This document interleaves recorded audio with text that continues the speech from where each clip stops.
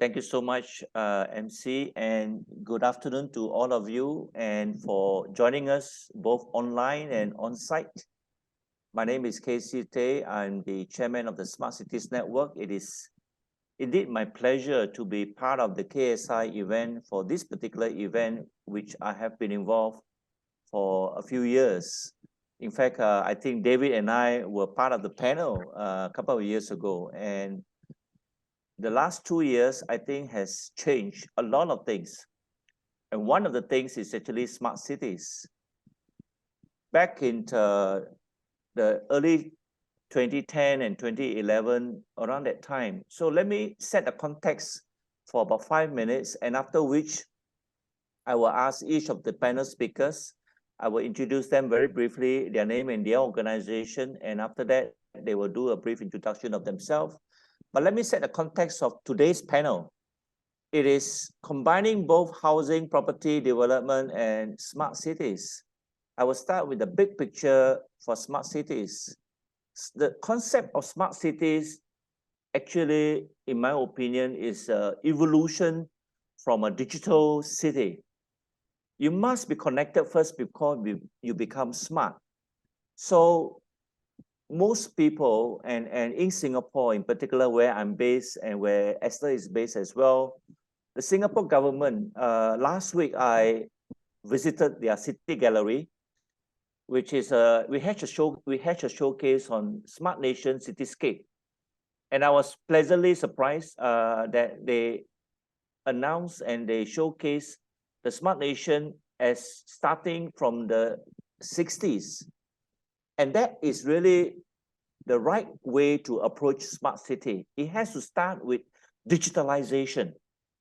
The digitalization journey of Singapore since the 60s and over the past 5 decades evolved into what today we call Smart Nation, which was officially announced in 2014.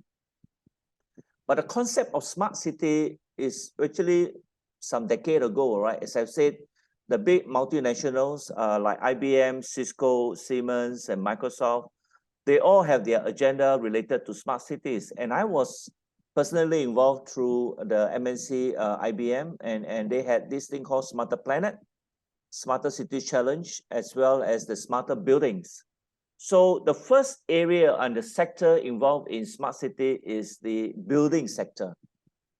And hence, I have been involved since then. And as we all know, India decided in 2014 to have the 100 city smart city mission announced by PM Modi. And moving forward into 2018, when Singapore was chair for ASEAN, they announced the ASEAN Smart Cities Network, which is pretty much a government-to-government network with 26 cities, the capital city and 2 or 3 secondary cities. And of course, Singapore, there's only a city-state, so we have only one. So what is a smart city? Most people get confused that thinking that a smart city is a digital city. I would like to make sure that we understand and set the context that a smart city has 2 main components beyond digitalization. First, a smart city must have some kind of a sensor network. And that's why we usually associate the Internet of Things and the ability to capture data.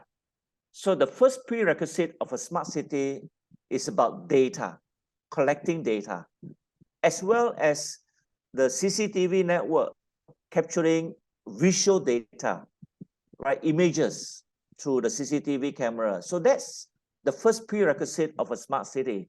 The second is the ability to analyze the data related to the city. So zooming down from a smart city, because a smart city consists of buildings within a precinct, a smart precinct and a smart estate, or sometimes we have a larger estates where over the last 2 years, I have been involved in establishing a smart community, a smart precinct of 165 hectares for phase 1 with a property developer in Vietnam. It's a joint venture with a Japanese company where we establish a sensor network to capture data, but the first sensor network is really the CCTV that provides the intelligence to trigger an alert for us to analyze the CCTV. And together with the sensor network, usually a smart city would have a command center or integrated operations center where analysis of the data would then be performed.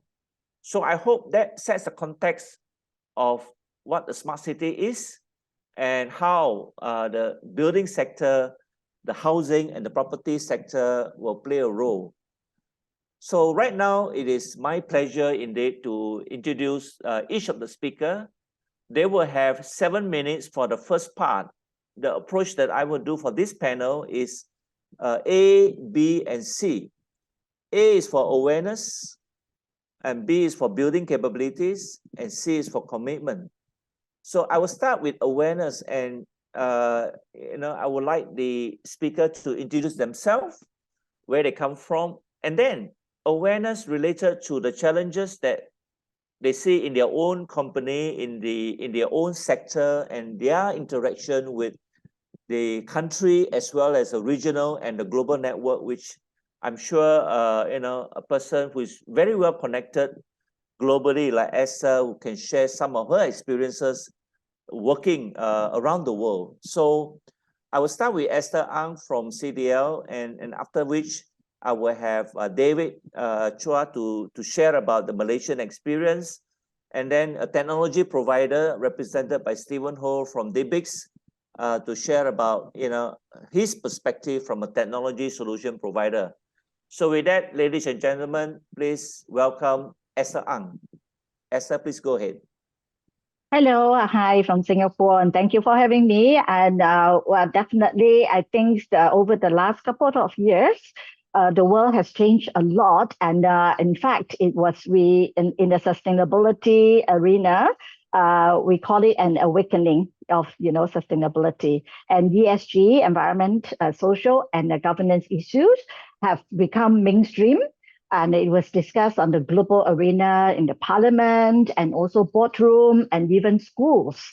So thanks, Casey, for giving the context. But from the Chief Sustainability Officer's perspective, I would interpret smart city is actually interchangeably with intelligent or sustainable cities. The terms are really, meaning similar thing. And they are all enabler of such so-called smart and sustainable city, because technology is very, very important. And notably, online, government services, big data, open data, all these are, are given, IoT of things and all that. And I think what make it different and make it more important that how cities has to be even more connected than before. And during the lockdown, all of us are like, it's very helpless, and you can't really go out to meet people in person. And then, almost everything came to a standstill.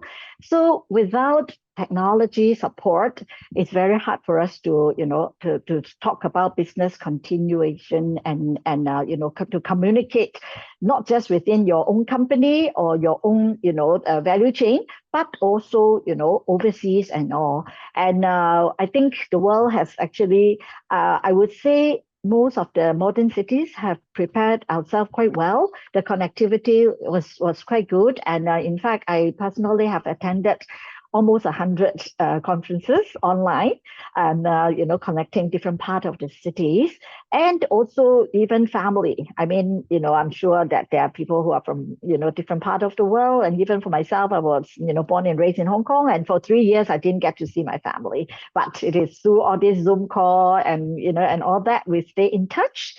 And I think smart, intelligent, sustainable connectivities are the game of today and tomorrow.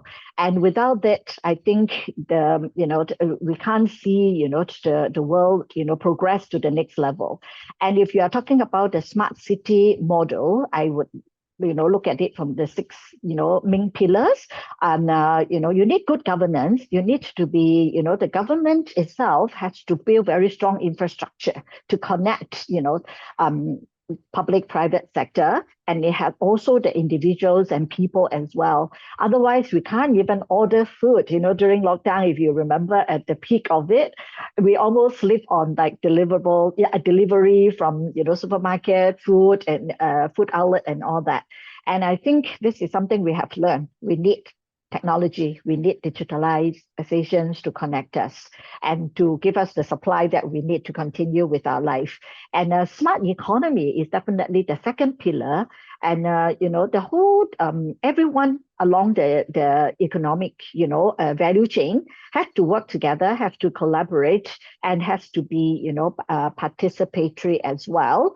And together we can build a greener and a smarter economy. And this is also the green economy is also one of the pillar of our Singapore 2030 green plan as well. And of course, environment, because we all know that we are living in a climate emergency. And according to IPCC, all the scientists are already saying that the window for us to take action to keep global warming below 1.5 degrees is narrowing, is closing very fast. If we don't hurry up, to find solutions and change the way we, live, work, and play, it is almost, we are heading to 2.7 degrees by end of this century. And that will come with a lot of, climate disasters, floods, rising sea level, extreme weather event. So the smart environment is very important. So in a smart city, environmental conservation is very important. And of course, people, you need the technology, you need the know-how, to adopt, all these technologies and solutions, and to adopt a smart and a sustainable lifestyle. And of course, mobility is very important. We are not just talking about, walking distance and all that. We need to talk about mobility within a city. So in the building sector, we're all talking about 10-minute city, 15-minute city. And now when we build, we actually, in Singapore's case, we're actually encouraging mixed development. And with the goal that, people can live, work, and play and entertain within a city that it is, within walking distance or very short, traveling time, and also to reduce, carbon footprint as well. So in many cities now, we are all talking about mixed development, mixed use, and also reducing mobility and the traveling time and all that. And I would just end it with why we need smart city, why we need sustainable city. It's some of the important facts that I think in the audience, some of you probably are well aware of. The city's footprint, we are occupying only 3% of the world's land mass, but we are accountable for 70% of global carbon emission. And we are also using 60% of global natural resources. Today, only 55% of the world population stay in the city, but by 2050, there will be another 30 more percent, 68%, close to 70% of population will stay in the cities. And in fact, urbanization is fast growing, and according to the C40s and all that, buildings actually typically account for 50% of greenhouse gas emission of an individual cities. And in fact, what you see today, 2/3 of the existing building stock will still be around by 2040. So that means in 20 years' time, you will see a lot of older buildings and they have to be decarbonized. Otherwise, it will be really very difficult for the world to talk about decarbonization. And urbanization actually will end up by 2060. It is estimated that the whole world building floor area will double by 2060. Double is a lot. That means more urban population will use more energy, will demand for more resources, and whether it's food, water, any natural resources. So how to achieve zero emission? Buildings will need to use 100% renewable energy, and whether it is from on-site or off-site. And the older building especially, which actually in our building sector is actually posing the biggest challenge. How do we make sure that the older building can be upgraded to improve their energy efficiency, to eliminate the use of on-site fossil fuel, and also to help to generate or tap onto renewable energy. And I think these are the key, issues that I want to highlight at the beginning, and to start the conversation. And of course, for CDL, we have actually started our sustainability journey for more than 27 years now, since 1995. And of course, the journey has evolved very fast, especially over the last few years. And how do we achieve, going to work towards, net zero? And how are we going to accelerate in the, race to zero? We have, quite a lot of, more to share on the strategy on how do we tap onto smart technology? How do we tackle risk using adaptation approach, not just mitigation? It's a World Cup. You won't win just by defense. You need to attack. You need to go in order to win. Thank you. Thank you, Esther. Excellent examples. And we applaud the CDL's leadership in paving the way for property developers around the world in going towards sustainability. So next, we will have David Chua, who will introduce himself first, and then share his experience related to sustainability and smart cities. David, please. Yeah, thank you, moderator and fellow panelists. Well, very briefly, I've been in this line, that means the development scene, for almost 50 years, having seen, in particular, how Malaysia and more precisely Kuala Lumpur, how it has grown. Now, I take the cue from many of the good points that Esther has mentioned. But before we go further, I'd like to just make a mention about smart city and its connotation. In this discussion, I'd like to take it from the macro sense, not so much over a project, however large the project may be, but I'd like to look at city in the macro sense, like Kuala Lumpur, Penang in Malaysia, or for example, Singapore, or in larger cities like Hong Kong, Shanghai, and so on. I think in our discussion today, we talk about awareness. Now, awareness means people, and in this case, digital literacy. Earlier in this session, I think there's a mention by one of the speakers that there are 4 billion people in the world today that are not data literate, meaning they don't have connectivity. But of course, we are not concerned over the vast masses, but we are focusing this. But notwithstanding, when we talk about what we call smart city, bearing in mind there'll be various strata of population, and therefore they must be ready. And therefore, awareness is not something superficial, just a matter of knowing, but without the ability to appreciate and be part of the digital operations in various spheres. So I think that is the first thing. Secondly, I think we are not starting from ground zero. We are talking cities in transition as well as new cities being planned, and there will be different approaches to it. And most of the cities are actually cities that have been around for probably more than 5 decades or even a century. How they transform and how do they actually move on with the present trend and into the future. Therefore, there will be things like renewal, prevent urban sort of a city center decay, things like that. So we will have a host of management of urban services that need to be to move in tandem with time, and also in terms of transformation. I think these are part and parcel. But of course, new developments like what is being undertaken by CDL and other leading developers, I think they will be able to display flagship projects where it is designed from the very beginning with all the attributes and elements that make a smart city instant, in the sense that when it is completed, it will function like what we like to see in keeping with the need and dictate of the times. So I think that is the question of awareness I'm talking about. And of course, this awareness will have to involve at least 3 sectors. Firstly, the regulatory and policy makers, that is the government. The government in terms of policy trust and strategies, they must set that kind of a vision, the strategy and the trend that will facilitate the other players to come in. The second segment will be the developers, the builders, the project initiators. They must then move in tandem with the overall framework.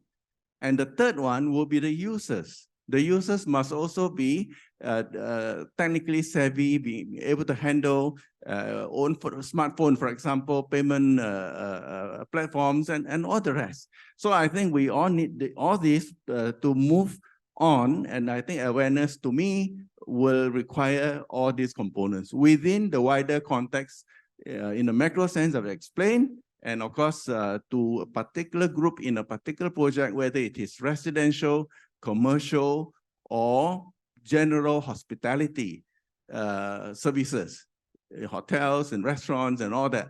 I mean, it's too much of a detail to mention everyone.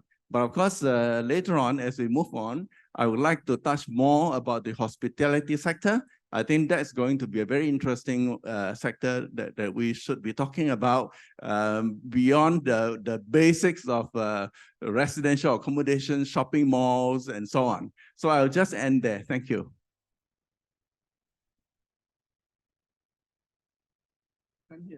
Casey, we can't hear you. Yeah, sorry. So before I ask Stephen to share, let me mention a point about development of smart cities and also in relation to the property development. Smart city has two components.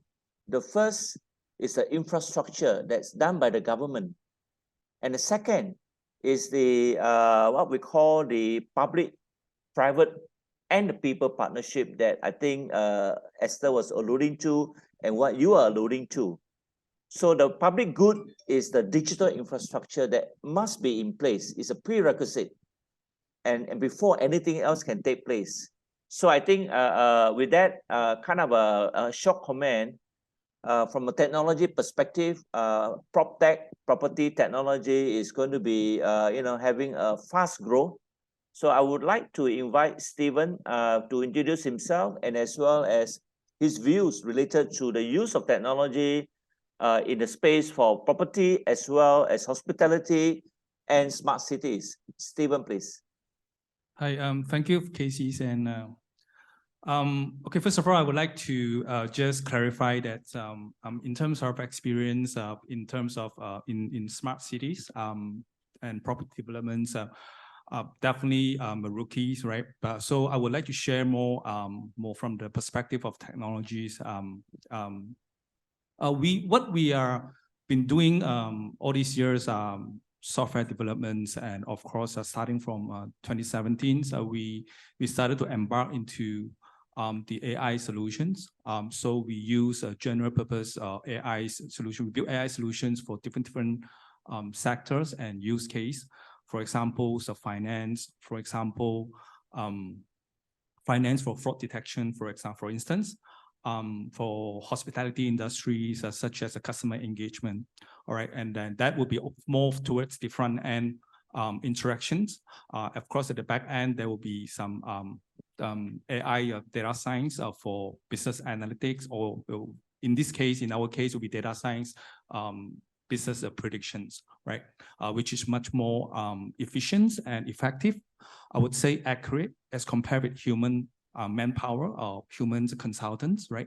Of course, AI will always work hands in hands with humans, right? That produce best outcomes, right? So from a technology point of view, my opinion is, technologies is about serving people. It's about offering a better quality life for humans, right? And people essentially are the center core of any cities in the world, right? So when it comes to smart cities, it's about revolving how to provide a better services, how to actually enhance or improve the quality of life for people who reside within the cities, right? So, I just take it a little bit further from what Casey shared, that when it comes to smart cities, as far as technology is concerned, there will be always at least two components, which is the smartness, not just about digitalization. Now the digitalization become like a big words in the world, right? Especially in the pandemic, everyone know the importance of go online. But then, just like what Datuk David just mentioned, in terms of the digital literacy, they just know the words or the terms of online or digitalization, but the essentials, how and what, is still remains a very surface, right? So smartness or digitalization or smartness is not just about just putting or install some software if you are owning companies, or if you're running operating cities, right? So it's not just about installing the sensor. Of course, all those are essential part of it, but then of course the other part will be, which Casey did mention about, is about all these digitalization tools is meant for one purpose, is to create the kind of connectivities, and with the aim of collecting data, right? The more data that you collect, the more you understand the how the certain things are behave or works, right? So so the digitalization tools are meant for establish connectivities and also collecting data. And of course, the other part would be how you actually utilize the data, how you actually manipulate it and actually produce some good outcome and solutions to address certain issues of the cities, right? From all these things, the data and the digitalization tools are works hands in hands with one aim and objective in building a smarter cities, is to actually provide or enhance the quality of life of the peoples. Yeah. So just now Esther and David did share from his point, or from their point of smart cities, right? For example, Esther did mention about 6 pillars of the smart cities, right? The governments, the health, the environmental aspect, and David did mention about at least three layers of in terms of from the people, from the regulators, from the builders perspective, and also from the users, right? So from a technology point of view, for a smart cities, actually, the building base, as far as I can understand, in a layman terms, right? Because for smart cities, I remain as a rookie. I don't involve directly in building a smart cities, although we do involve in some of the projects that collectively are contributing to the building of the smart cities, right? So basically, there's 4 things: a foundation. Any cities will have a foundation base, which is the current or traditional infrastructures, right? Right. Then on top of that, you try to build a layers of technology base, which is that would be what Casey mentioned about the sensor, all those devices that meant to collect the data, right? Then, of course, on top of the technology base, the technology infrastructure, of course, would be the application level, right? Whereby you have a lot of different solutions that actually utilize the data to provide a form of alerts, a form of a series of action that enable the users to perform in your daily life, right? So, of course, the last building block would be the utility base, which is in terms of once you have users continue to use the application that built upon these technologies, right? Then the data that resided within those solution or database, how you actually going to utilize it, that actually you need a lot of a different set of technologies, tools. Traditionally would be BI, business intelligence, but of course in the new trend, because now we are facing a different different landscape.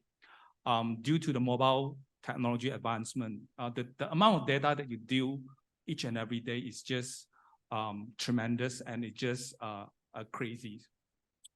Human consulting, traditional human consulting ways of understanding the data will no longer relevant. You need so as governments or even as a business, we need to come to a realization that how to actually utilize artificial intelligence to actually speed up the process of understanding the data, right? That with the outcome that accompany with the humans expertise, consultants, right? That can produce a better outcome for the organization, or in this case, will be smart cities developments. Yeah. So so this is my my sharing. Yeah. Thank you. Over to you, Casey. Okay. Thanks, Stephen. I do have the B and the C, which is the building capabilities of capacity and commitment.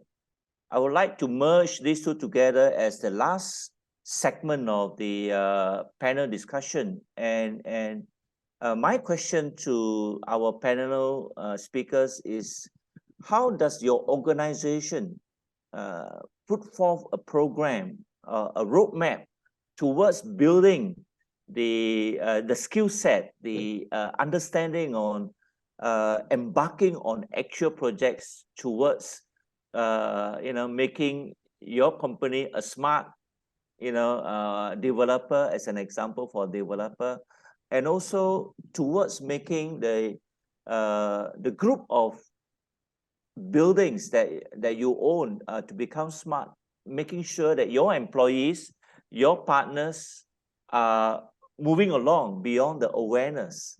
So that's the question that I would like. And then the last part is that when you begin that journey, what kind of commitment do you need from your management or from the government, for example, and what David alluded to, the policy by the government. And I know the Vietnamese government has mandated the cities to make sure that they embark their journey. But I understand from some city officials that they do not know how. So I would like to now go back to Esther to share with us her experience in the many years of moving towards sustainability and how CDL has become one of the global leaders in this space. Over to you, Esther. Well, I think just for those who may not know CDL, just give a very brief background that we started our business in 1963 with only 8 employees in Singapore. And today we are operating in 29 countries and regions. And our core businesses actually include building home and also building commercial property and invest and manage as a landlord. And we also have a global hotels footprint of about 130 hotels worldwide now.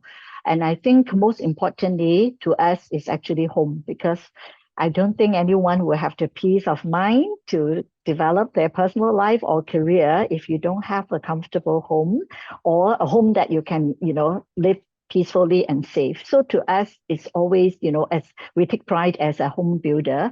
And what we are looking at is also not just, a roof on your head, but we are also looking at building spaces that, our home users can call home and feel at ease, and also, can help them develop their life and family and all. So, people actually spend 90% indoor, according to the global data. And most of that are actually at home. And in fact, over the last 2 years, we spend actually most of the time at home, whether at work or at play, or even because we're not allowed to go out. So, and I think, what we take the cue from the, the future living is really a home can be your office, can be your workspace, can be your social space and all. And how can we provide a space that is not just the infrastructure, not just the brick and mortar, but really how can it be effectively connected, to the outside world, to your workspace. And we even turn some of the clubhouse facilities, that can be double up as conference call, conference room and office and all. But most importantly is actually the past 2 years where we know that there was a great big increase of mental health issue, the wellness and all. So being a smart city and sustainable city, we need to take care of not just the physical wellness of people, not just the physical, living environment, but also the mental space as well. And also the physical space in terms of like air quality, in terms of, indoor air quality and indoor like thermal comfort and humidity and all. So for us, we are not just looking at like, smart technology to us is just an enabler. And I think what we have embraced in our businesses from day one in, how do we embrace ESG or sustainability into our business is the ethos of conserving as we construct. So what we do is we look at how can we conserve the environment, conserve the community and the resources when in the way we design, in the way we build, and also the way we manage and operate buildings. And don't forget the construction and development stage is like less than 1 decade, right? But any building can last for 7, 8, or even more, decades. So how can you, tap onto digital technology, AI, digital twins, and all that to design your building, maximize ventilation, natural wind and light, and make your building smart and sustainable, not overly rely on, because we are all in the tropics. So we know that cooling is very important. So how can we design that we can minimize, reliance on, just air condition? And that is very important. And that has been guiding us for our green building, design and technology. And today, of course, as listed company, we need to disclose data on our carbon footprint. So we look at scope 1, 2, and 3. And in scope 3, embodied carbon is very important. So what do you procure, to make sure that your carbon footprint, in the building materials is not overly, stressing your overall company's carbon footprint? Those are very important. So if I could actually summarize our, ESG strategy and, how we approach it is actually the 4I pillar. The first I is integration. The company culture and corporate, structure must embrace ESG totally. That means from the board of director to your top management, mid-management, operations staff, headquarters, subsidiary, everybody must know that sustainability is a key agenda. Using smart technology to, enable sustainable buildings and operation is key. So the second one is actually innovation. We are living in a, climate emergency. Risk mitigation will not help us, move the needle. So adaptation through the application of technology is solutions and innovation is very important. In 2020, instead of, scaling down our sustainability team, double in terms of headcount, we set up a green building technology application team, because we can pledge any ambitious target, but if we don't have people to really embrace them, implement them at the ground level together with our, the project development and asset management team, nothing will happen. So that's why we need, to engage, technology and building expertise, to help us to achieve our net zero building goal. And the third I is investment. You need to put money where your mouth is, and you can't just talk but not investing in green building technology solutions. And a lot of technologies are actually available, because building industry already, a lot of experts already say that there are already technology and solutions to help the built environment transition to net zero. But it comes with a price, it comes with cost. So now the good thing is the world is believing in it, and especially investors, insurance company, and also bankers, they have all formed the so-called Net Zero Alliance. So everybody is sailing to the same direction, and everybody is looking at decarbonization as a key imperative.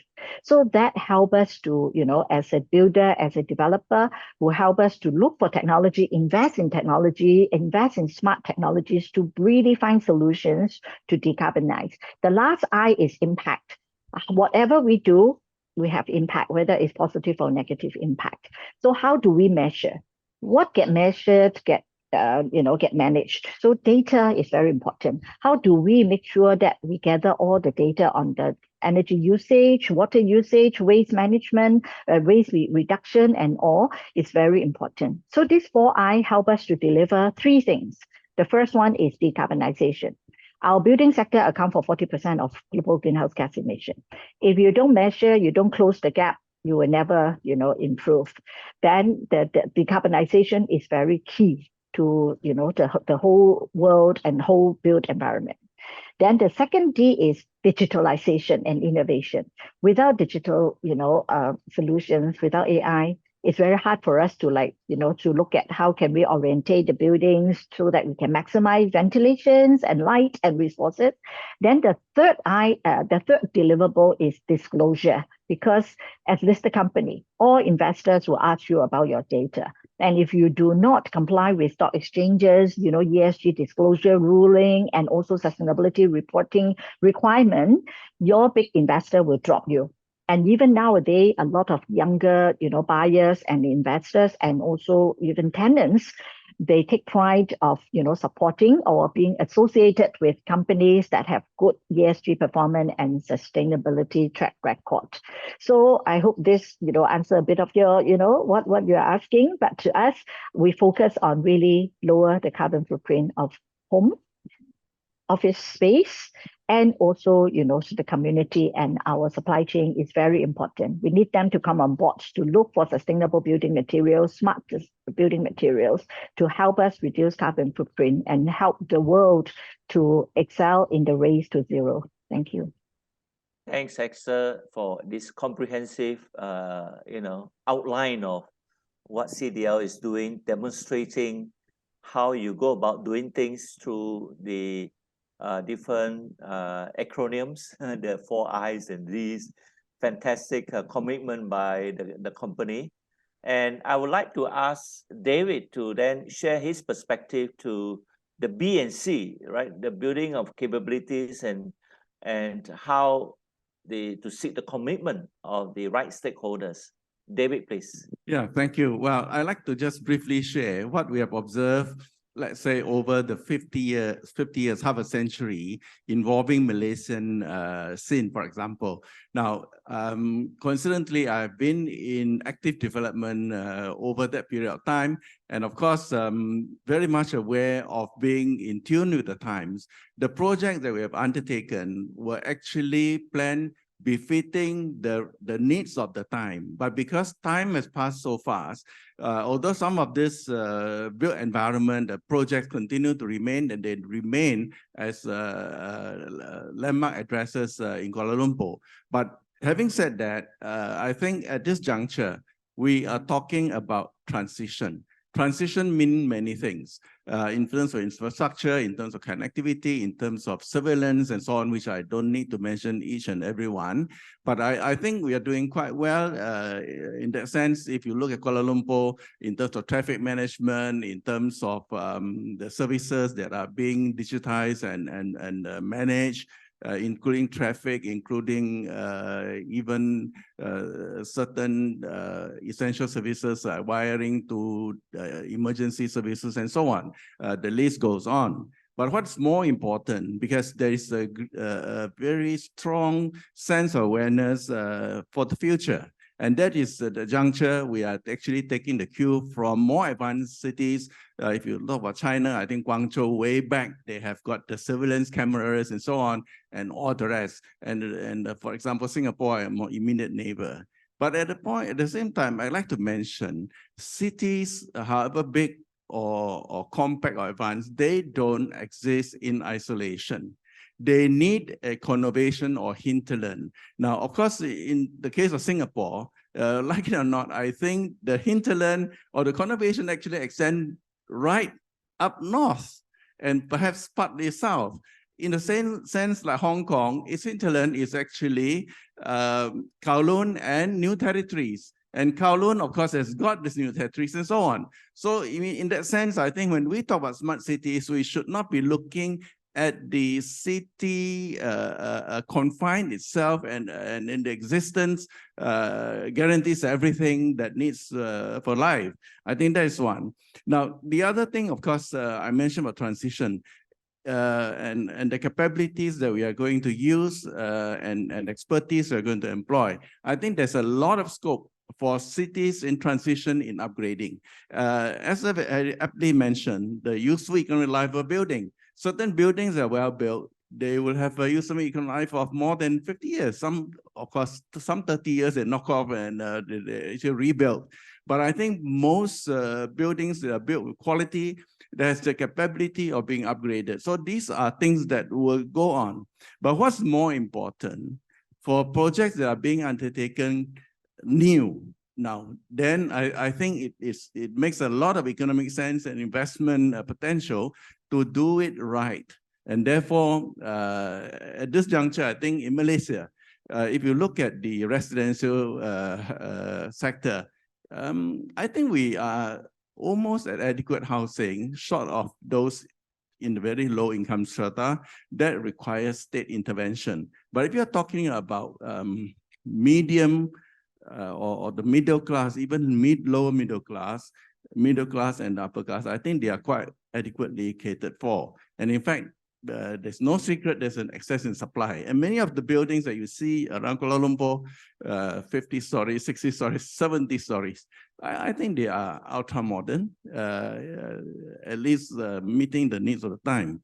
Same thing for shopping complexes and so on. Now, one thing I'd like to mention, and we are sharing in this platform, I think the hospitality sector will be great for the future, because as we employ and embrace IT, AI, and so on, I think people are going to have a lot of time for leisure, longer weekends, and they can actually go about anywhere, still carrying on to the work. Therefore, the hospitality sector, which happened to be something Malaysia may be undertaking in bigger ways, and I think for me, maybe a little commercial, we are very passionate about our commitment and the project in Pangkor Island, which is actually quite an outstanding eco-marine resort island, recently being conferred the duty-free status with very good connectivity by roads and so on. And I think at that particular site, which is a very quaint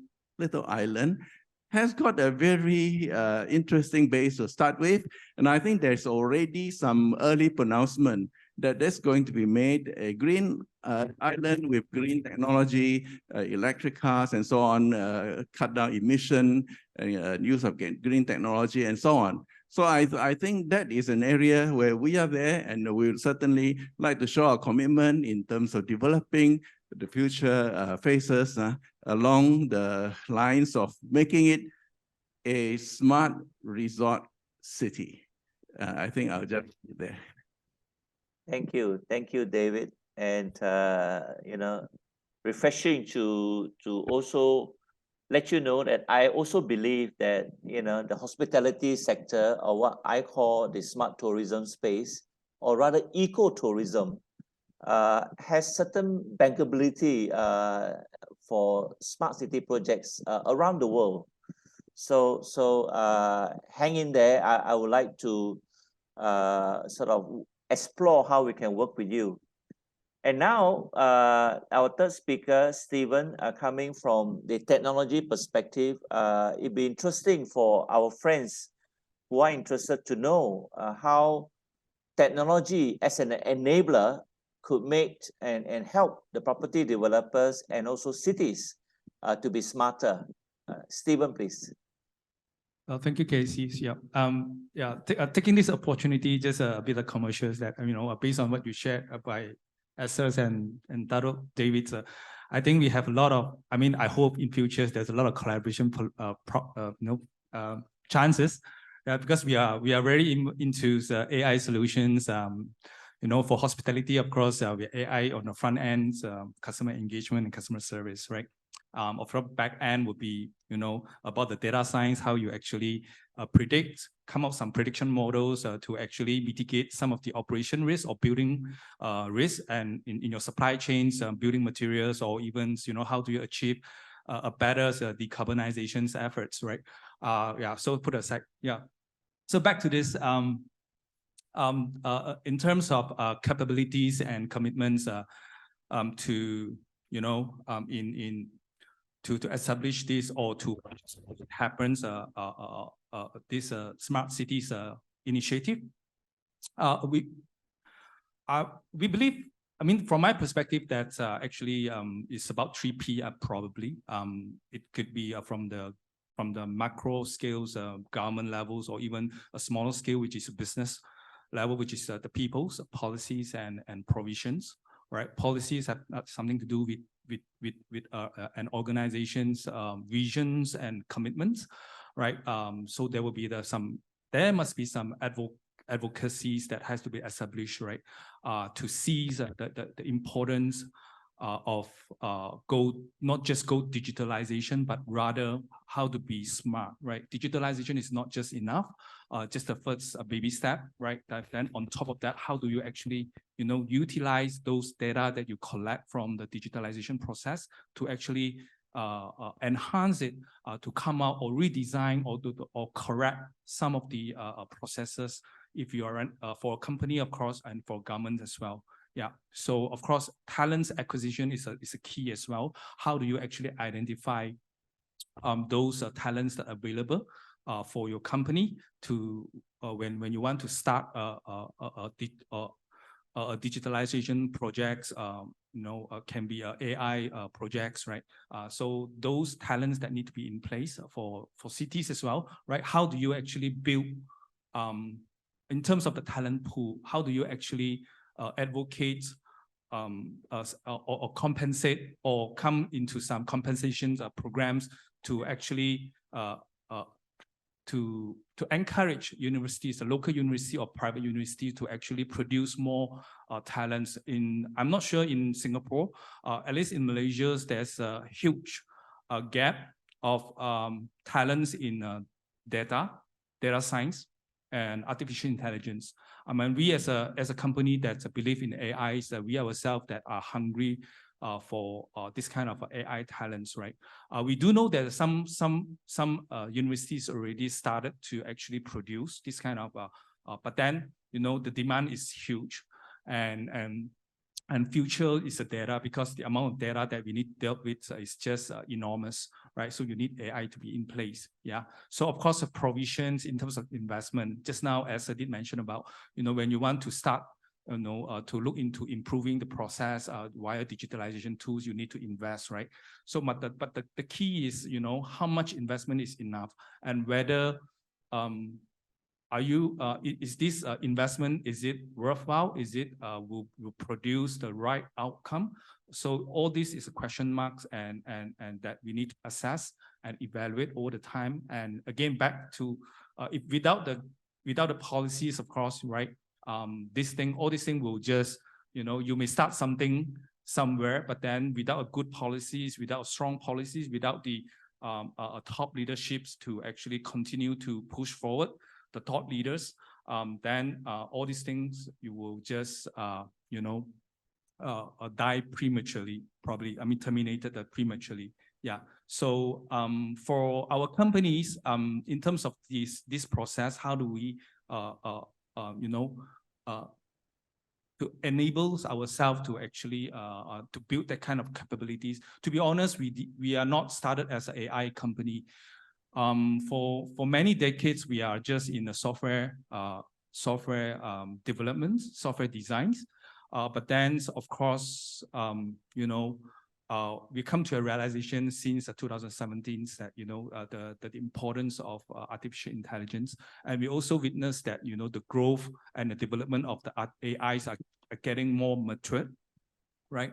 So that's the reason why we start to embark into building our own in-house AI solutions, right? Not just for our own use, but also to help the clients. Now, in this case, clients are actually specifically targets those SMEs in Malaysia. MNC company, multinational companies, or even those big conglomerates, they have the capacities, they have the good policies and advocates to actually embark into this easily, much more easily compared with SMEs. Just take one example, investment, right? That will actually kill off a lot of ideas. Even though SME may want to start somewhere, but then, however, the provision of funding is a big challenge, right? So, but, when it comes to embarking AI, to also, it's not cheap. It doesn't come with cheap, right? And also, there's a lot of myth When I say myth is there's a lot of secrets, kind of just people just don't understand how AI works, right? So that actually boil down a lot of uncertainties that actually stop any of the SMEs to move forward to embark AIs. So then our vision actually to help these SMEs to actually adopt AI solutions for their businesses in the long run at a much affordable price. That's the reason why we come out with AI auto data science. The AI auto data science, not really a commercial, but just to share with you what we do and what we believe in. AI auto data science is a self-service portal, self-service solution that we built in-house that actually, he literally actually simulate a role of a data scientist, which means with auto data science, you don't need to hire because just how I talk about people's talents, right? It's very hard to actually acquire this type of talents.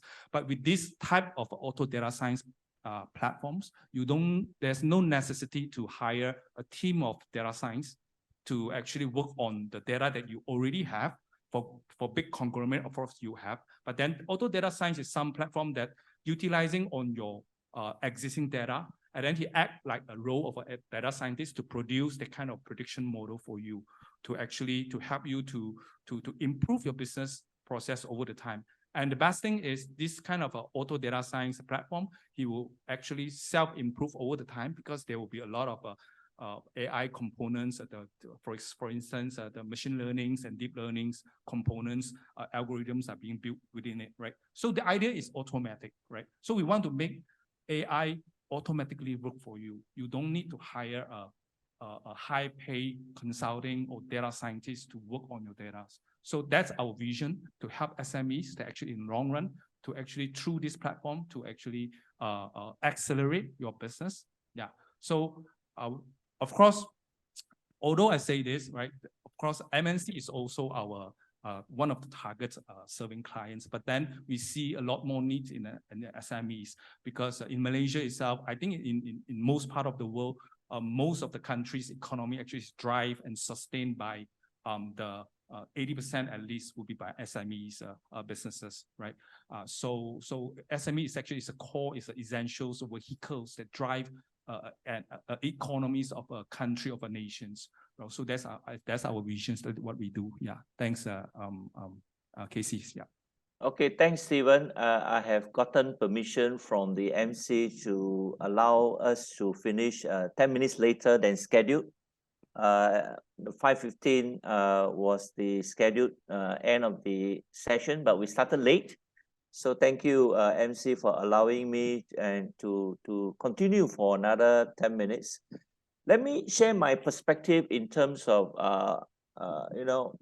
what Esther was referring to in the 4 I's, right? Integration, innovation, investment, and impact. And I think that model is a really good target in which we want to do. First, integration. And my view for smart cities is that it has to be a cross-agency and cross-department collaboration. When Singapore government started Smart Nation in 2014, it was viewed as a IT charter, right? And most cities and most people start with that. Not wrong. So we started with the Smart Sensor Nation Network, right? Smart Nation Sensor Network. And it's IT. But when it comes to the budget, it was so difficult to convince other government agencies to work together. So the first capability building is that there must be integration of sort. And it was not until May 2017, almost 3 years later, that we formed the Smart Nation Digital Government Group. And that's why the Smart Nation Digital Government Group began to start. And the second is innovation. How do we develop innovation? And my view is that the innovation must be integrated into the work culture. And I will share my experience working with Dbix, and they are, I met them in September in Penang at the World Congress for Innovation and IT. it was after the event, and we met Stephan and the CEO for Dbix, and now they are involved with the course that I'm teaching at the National University of Management in Phnom Penh. So I think innovation has to start with the young ones who are fresh with ideas, but supported by industry partners. And that's where, when we, it's a 15 weeks lecture series.